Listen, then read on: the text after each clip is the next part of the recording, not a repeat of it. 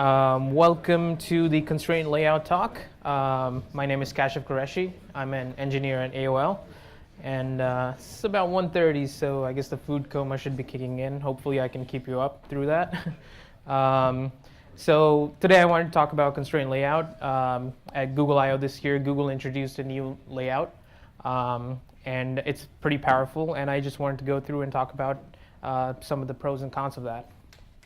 So the current state of Android layouts, we have a good set of layouts. There's linear layout, relative layout, frame layout, grid layout, and a bunch of others. But they're still lacking. There are still some things missing in them. So we still have jank in our APIs, in our views. And so let's go through and talk about some of the popular ones. So linear layout. It's pretty straightforward. It allows you to put your views in a row in one orientation. So you can have a vertical linear layout, all your views laid out vertically. You can have horizontal orientation in that one. Let's say this is this view represented as a tree. So you have your linear layout containing 4 children. How many measure passes does each child go through? That's correct, 1. So let's say you want to use linear layout with weights now. And the attribute for that is layout weight. And in this case, I have 3 children. The first one has layout weight of 1. Second one has 2. Third one is 1 again. So how many measure passes do you think they go through now? 2. So each child is measured twice. So all of a sudden, you've added this complexity to your layout measure phase. Let's say you nest those linear layouts now. So you have a linear layout with 2 child linear layouts with their own weights of 1 each, and then they each have their own child views with their own weights. So let's say the parent one causes 2x, and then each child one causes 2x again. How many times do the childs get measured now? 4 times each one of them. So you can see how, and this is just having 2 levels of nesting. You can see how quickly this can get out of hands when you have nested linear layouts. But then we have relative layouts. So linear layouts are kind of limited because you can only build them in one orientation. Relative layouts, give you a little bit more freedom, and so you can build layouts which are like this. With a single relative layout parent, you can have these 3 views aligned in this order. And then, so all of the views can be constrained to each other or their parent. So this is, again, a representation of relative layout with the 3 children from the last slide. How many measure passes do you think each child goes in this one? And 2x again. So both nested, weighted linear layouts cause duplicate measure passes, and so do the relative layout. So I guess one of the golden rules of perf matters, or if building efficient layouts, is have fewer views. So the fewer views you have, the fewer views you'll be inflating, and then the fewer memory you'll need to hold these views in memory. Avoid weighted linear layouts near the root. So if that 2x factor is near the root of your layout, it's going to cause every child underneath it to be measured twice, and it's not going to be it's not going to be efficient for your views. Avoid relative layout near the root, again, because of the double passing of measure. You want to avoid that, and then just avoid and minimize nesting overall. So the goal is to build shallower, wider view hierarchies. So you want as many sibling nodes near the root of your layout as you can, and then fewer deep layouts. So that's where constraint layout comes in. It allows you to build flat, complex layouts. It's nothing magical. It extends view group. So just like linear layout, relative layout, it's in the same family, but it's just a lot more powerful. It's similar to relative layout in terms of it's based around the same ideas of constraints, but it gives you a lot more options and therefore a lot more powerful. It's a small library. It's only 100K in size, and it used to be bundled with the Android Studio in one of the earlier versions, but it's as part of the support repository now, it's a support library now. And the benefits that you get from that as a library in general is that it can be upgraded independently of the operating system. So Google can, iterate on it faster. They can release features quicker and improve the quality and fix bugs much faster. And it's compatible all the way back to Gingerbread. So if anybody's still supporting Gingerbread, I'm sorry, but Constraint Layout can still help you. So let's talk about the basic concepts of Constraint Layout. It's based around the idea of adding constraints between views and the view and the parent. And the way you do that is using anchor points on your view. So you can constrain a view's anchor points to another view's anchor points. You can do from a view to its parents, so one of the edges of the parent, or to a guideline. And I'll talk about exactly what that is. Anchors. So every view has at least 4 anchors.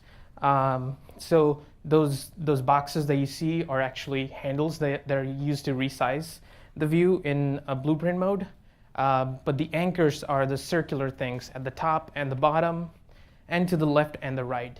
And using these anchors, you can create a constraint between the view and its parent. So I have an example of creating a constraint here.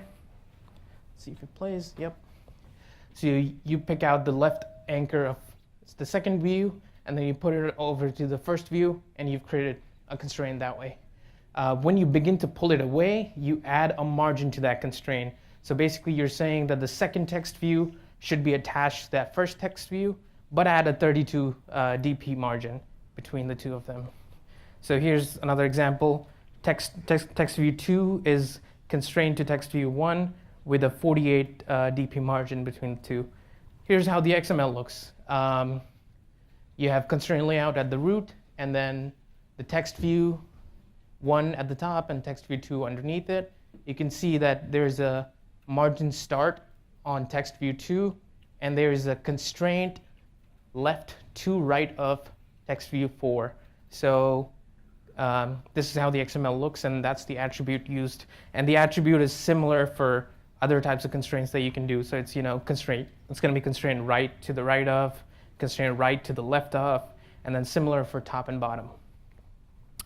Another type of anchor available to developers is the baseline anchor. You know how when there are 2 text views right next to each other, and you want their baseline to match, but their fonts are different, so you have to you end up adding a bunch of offset at the top or the bottom. It's a little annoying. With Constraint Layout, you get the baseline anchor, and you can essentially anchor the baseline of one text view to another, and no matter what the font size is between the two, they will align. So here's an example. Hello and World have different font sizes, but because it's baseline anchored, they're on an even surface.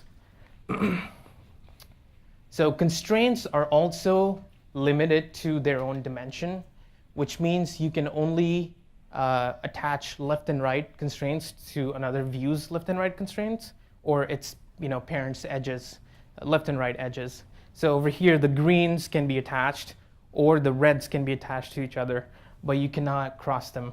And then for the baseline anchors, you can do the same. Baseline can only be attached to other baseline anchors. One note about baseline anchors, they're only available in text-based views. So any view that has text in it, button, text view, edit text, they're only available on those. So using the constraints and the anchors that I mentioned, let's say you want to center a view in your constraint layout. So you just create a text view, you put it at the center, and then you attach 4 constraints to it, to the top and the bottom of the parent, and then left and right to the parent. And constraint layout goes ahead and centers that to your layout. So once you've done that, now you want to, don't really want it in the center, but you want it to be moved a quarter to the left and a quarter to the top. You can do that by using bias. And bias lets you specify a percentage on how much you want the view to lean within its bounds. So this view is constrained within the parent's boundaries, and I want it to move 25% to the left and 25% to the top. And this will also work across orientations. So if this layout was rotated in landscape, it would still maintain that ratio of 25% close to the left and then the top. View size options. We are familiar with some common view size options. Fixed size. So this is an absolute DP size that you can give to a view. Wrap content.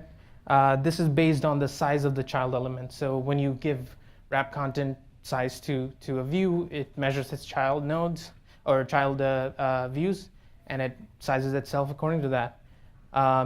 And finally, constraint layout gives us a new sizing option. It's called any size, and it's also been called match constraints. And the idea behind this is that the view is going to fill the space available while complying with its constraints. So it's a little different from match parent. Match parent is going to match the dimension of the child to its parent. But in this case, any size is going to fill whatever is available and still match its constraints. This is similar to what you would think fill parent used to do, but fill parent was really just doing match parent, and that's why they renamed it to make it more clear. Cool.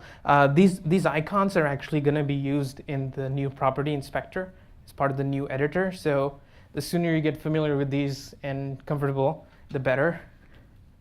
And so match parent is no longer in constraint layout. And here's an example of any size. You have two text views inside constraint layout. The first text view is given width of 0 dp, which is the way of signifying to the layout that I want this to be any size. And then the second one is just doing a wrap content. So you can see that the second one is not overflowing the screen. The first text view is expanding to whatever size it can up to the point that it's constrained. Ratios. So another thing you can do with constraint layout is give ratios to the view sizes. So you can say this view should be of ratio 4:3, 16:9. The limitation there is that one of the dimensions has to be known. So either your width should be a fixed size or it should be a wrap content. That way the container can size the height to match the ratio. This is pretty useful for image views, because if you want a square image view, you can just give it a ratio of 1:1 and it'll comply to that, and you have a square image view. Here's an example of doing the same thing with image views. In this case, the top image is a 4:3 ratio, and the bottom one is a 16:9. And both of them have the same height. So you can see that it's using the same height, but it's adjusting the width based on the ratio that was provided to the container. Guidelines. This is another interesting concept in container layout. Guidelines are basically virtual views that are invisible once rendered on the screen. So in fact, they don't even render on the screen.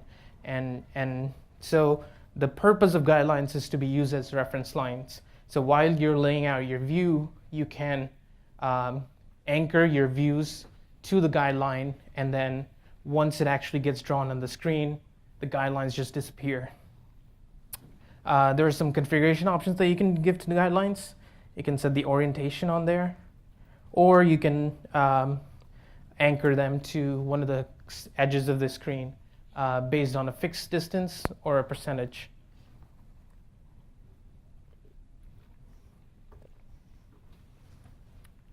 So here's an example of a vertical guideline. This one is anchored to the left side of the screen, so you can see that property over there, layout constraint guide begin, 45 dp. So it's constrained to the beginning of your layout to the left on the left side by 45 dps. This is the guideline anchored to the right of your layout, so you can see constraint guide end 45 dps, and then finally percentage. So you can say that the guideline should be at the 33% mark of your layout. You can go crazy with guidelines, so you can have multiple of them going in different orientations. So over here there is a, might be a little hard to see, but there is a vertical guideline and a horizontal guideline, and you can add as many as you want. And if you remember from the last talk by Seth, he was talking about material design, and one of his slides had, a similar image of material design with keylines. I think guidelines are going to be pretty useful for implementing keylines in our layouts. So along with all of that stuff, we're also getting a new layout editor. It's important to understand that while it's separate from Constraint Layout, it definitely helps a lot in working towards implementing our layouts using Constraint Layout. There's an updated visual editor. There's the blueprint view now, and I'll show part of that. There's a new properties inspector, which is basically they wrapped a form around all of the XML properties available on a view. So it's really just like a GUI that you can scroll down, change properties, look what they are, all of that. And just a quick side note here, Constraint Layout also has its own layout parameters, similar to what linear layout does or relative layout does. So you can also programmatically adjust these properties. And they have a layout conversion tool. This is pretty useful if you have a lot of layouts written in non-constrained layout and you want to migrate over to constraint layout. So it's just a matter of right-clicking on your root layout and saying convert to constraint layout, and based on the existing properties, it's going to attempt to convert that into a constraint layout.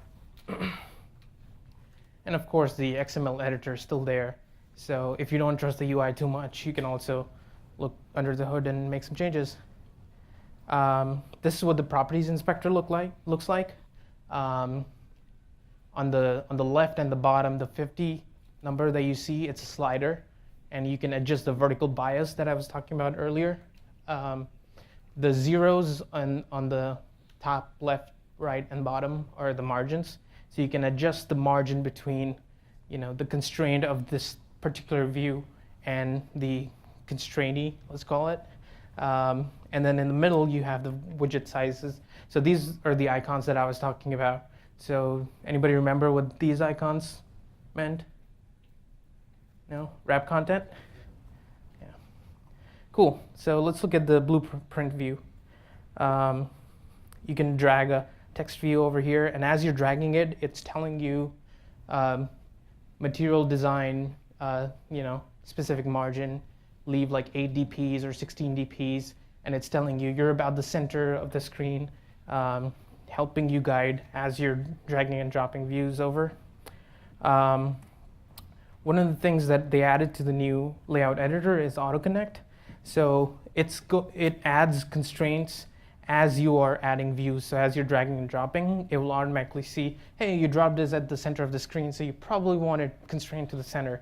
And it's a setting that you can toggle on and off if you don't like it. And yeah, it's going to show you guidelines as you're adding stuff. So let's look at an example of that. So over here, I'm again dragging and dropping a text view. I have autoconnect turned on. So as soon as I drop it, it creates a constraint along the 4 boundaries of the parent view. Constraint Inference.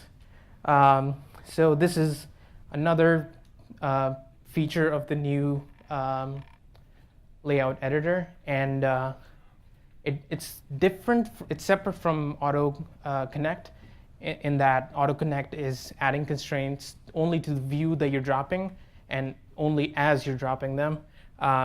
Constraint Inference comes into effect when you've dragged a bunch of views over, and then you want the editor to take care of making all of the connections. So it's going to analyze the current state of your view and make some educated guesses around what you wanted to do. It's going to look for missing connections. So if you already have a connection in place, it'll use that as a hint to build connections towards the ones, if you're the ones that you're missing. And it does not remove manual constraints. So it's not going to say, you don't know what you're talking about, I'm going to remove your constraints. No, it'll still comply with those. So here's an example of constraint inference. I've, with auto connect turned off, I've dragged a bunch of views over, and now I'm going to let it do its magic. As soon as I hit the button, it makes those connections. Cool. So let's talk about the performance of constraint layout. It does a single measure pass, so it's clearly better than linear layout and relative layout. Well, I should say weighted linear layouts. And it's ideal to be at the top of your hierarchy because it solves two of our problems. It allows you to build, add a bunch of views at that first level of your layout and constrain them. And linear layout performance could be better for simple layouts. So if you just want, two views back to back, you could probably use linear layout. But if you want any sort of complex views, constraint layout is the way to go. Just a quick note, tools. There are going to be some tools attributes as you're playing around in the blueprint mode. You can ignore them for the most parts. Those those don't get used once you run your layout. So constraint layout, can I use it now? It's in alpha 7 right now, not even beta. So you can use it at your own risk. Being actively developed, and they're adding and removing APIs right now. So it's possible that something you are trying to use might get removed if it doesn't make sense as they're developing it. Definitely not recommended for production code right now. I personally have a branch on our main application, AltoMail, and I'm playing around with it, but that's all. not going to be shipping it anytime soon. And what's exciting is that because it's actively being developed right now, you can contribute to crafting constraint layout. So you can go to b.android.com, submit bug reports or feature requests, and the developers are pretty good at addressing those. Once it's released, though, I'm going to use it for any new layouts that I create, and I'm going to refactor some of the complex layout that I have in my applications to get some performance gains out of it. Future, I also have a wish list of features that I would like in constraint layout. For example, importing PSDs and sketch files. Again, like Seth was talking about in his, in his presentation. It would be nice if the designers give us a fancy sketch file and we can just import it and it gets built into a constraint layout automatically for us and configures all of the constraints using the inference tool. Virtual containers. One of the good things about having a linear layout is that you can group views in a modular container, and then you can move that view around in your hierarchy, and it's just easy to group. And because everything is on one level now, you sort of start to lose that a little bit. So it would be nice if they come up with some virtual containers and the ability to add some custom constraints. Just to give a general overview of the system, you have constraints. They get converted into equations, which get fed into the solver. So the way this is designed is really flexible. If you can come up with a new constraint and give a conversion into an equation for that, constraint layout can handle that. So it's very flexible. All right, so just bottom line takeaways: small, unbundled library based on a flexible model, which is just open for extensibility. They haven't really built APIs to extend it yet, but I'm pretty sure it's coming shortly. It's a powerful constraints.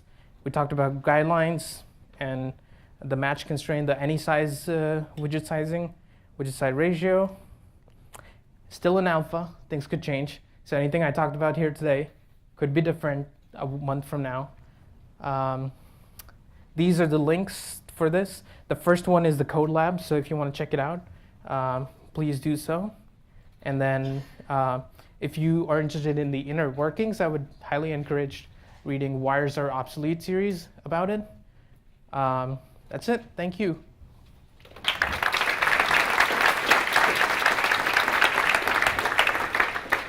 And just a quick shout out to AOL team over here. We work on AltoMail, and it's a cross-platform email client. Definitely check it out. Thank you. Give it time for questions. Give it time.